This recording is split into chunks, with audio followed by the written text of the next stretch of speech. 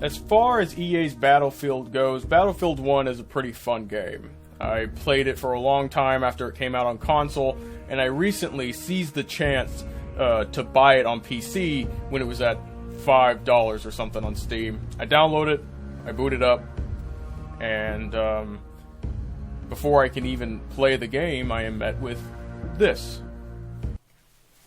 I would literally rather cut my own cock off, stick it betwixt a hot dog bun, and eat it with ketchup before I ever linked my Steam account to some third-party EA malware site. No thank you. It is exactly this kind of invasive overreach from AAA companies that has made Stop Killing Games so appealing to people. I want to make this loud and clear to everybody watching. The AAA industry hates you. They hate you. And I don't mean that in a funny way or a rhetorical way. No.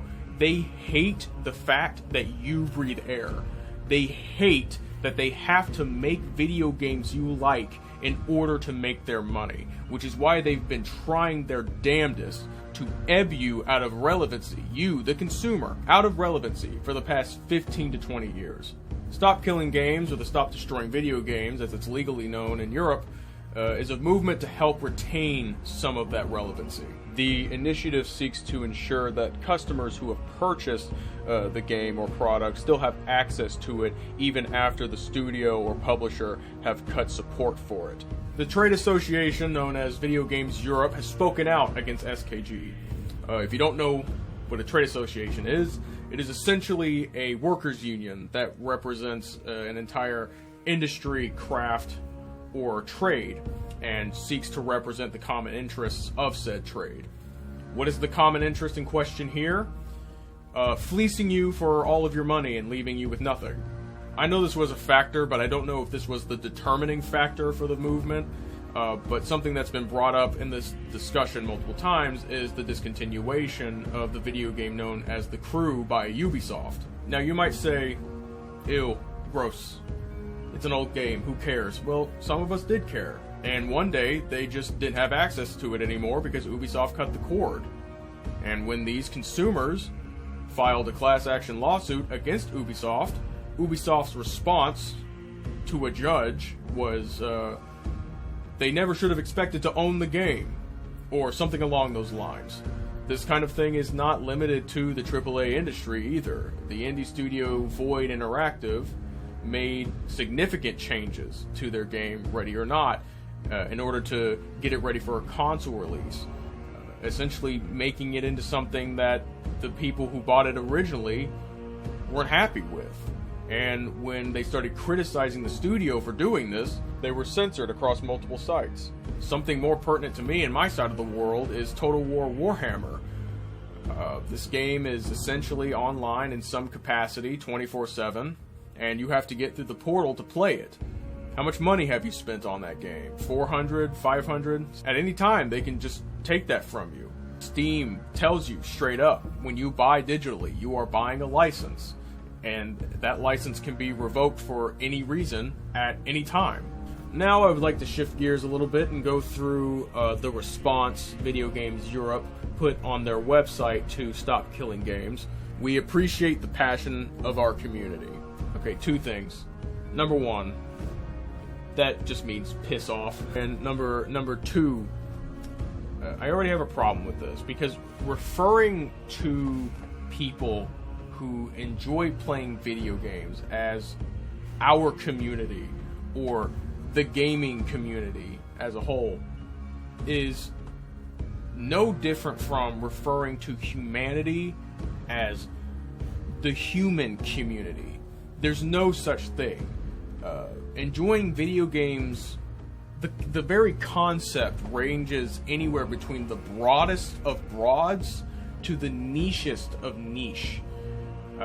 They view all of these products as interchangeable, which is an outlook that could only be described as Orwellian at best. However, the decision to discontinue online services is multifaceted and never taken lightly. Okay. And must be an option for companies when an online experience is no longer commercially viable. And the commercial viability of a product is determined solely by the company that produces it and nobody else. We understand that it can be disappointing for players, but when it does happen, the industry ensures that players are given fair notice of the prospective changes in compliance with local consumer protection laws.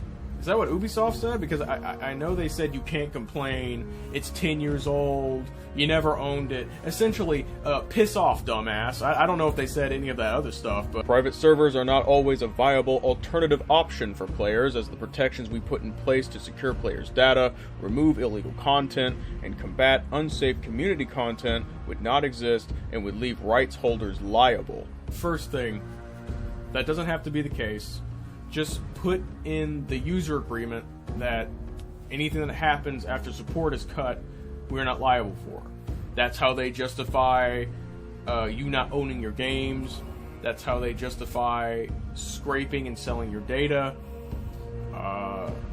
They're being intentionally difficult here. That is a non-issue. Also, what they said about protections we put in place to secure players' data, remove illegal content, combat unsafe community content, blah, blah, blah. Basically, we wouldn't be able to meddle and data scrape. In addition, many titles are designed from the ground up to be online only. Well, that's a pretty stupid way to have that set up then, isn't it? In effect, these proposals would curtail developer choice by making these video games prohibitively expensive to create. We welcome the opportunity to discuss our position with policymakers and those who have led the European Citizens Initiative in the coming months. They did a longer response. There's like a PDF online. I'll link it if I can find it, but it's just a long-winded version of what we just read. So I am currently editing this. Could somebody do me a solid and confirm if this is genuine? And I asked this because I when I went to go find this, I started reading it just a little bit again. And right here, why providing continued support do not work for all games. That is a typo in their official statement. Is this real? They gave all these excuses as to why, if put into practice, this initiative would be untenable for them. But the simple fact is, I don't care. This would make video games prohibitively expensive to make. I don't care. I don't care about the negative effects this will have on you. You tell me I don't own the games I buy. You tell me I don't own the consoles I buy. You tell me I will own nothing and be happy, and you expect me to care about your rights holders and your trademarks and your copyrights. I don't care. I don't care at all, and neither should anyone else.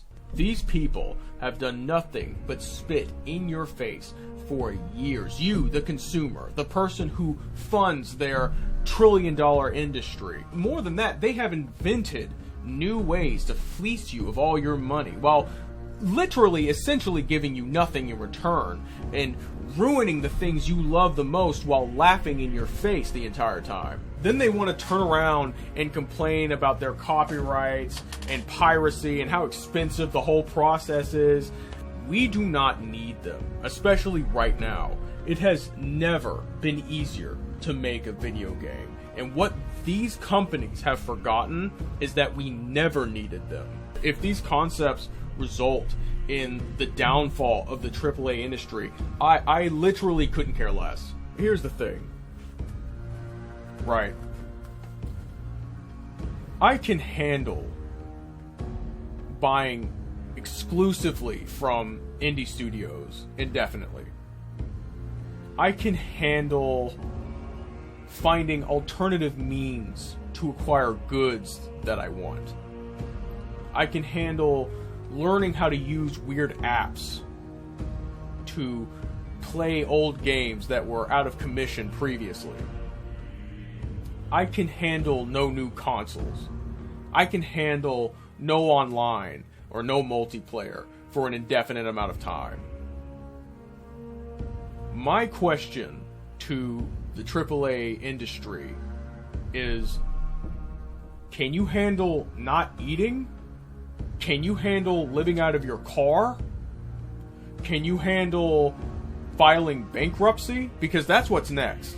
Some of you may call me an idealist for thinking this way, but it's not idealism. It's reality. Since the beginning of this year, every day we have been harangued with news of studios being closed down, or video games underperforming, or large corporations having to downsize. You have NetEase, a mobile game studio, going toe-to-toe with Blizzard and blowing them out of the water. In recent events, Stop Killing Games was mentioned in EU Parliament to what seems like positive reception, and I guarantee you that has these companies pissed scared, because they know that if this gets passed, other things will get passed, holding them accountable, and that is their worst nightmare. They truly thought that they could get away with this behavior forever. You all proved them wrong. Mr. Scott with his initiative, all the EU citizens who signed it, all the creators around the world promoting it and talking about it. You did that. You proved them wrong.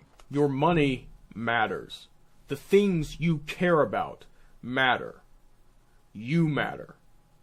And don't let anybody tell you any different. We are witnessing in real time a shift in power and interest within the gaming industry.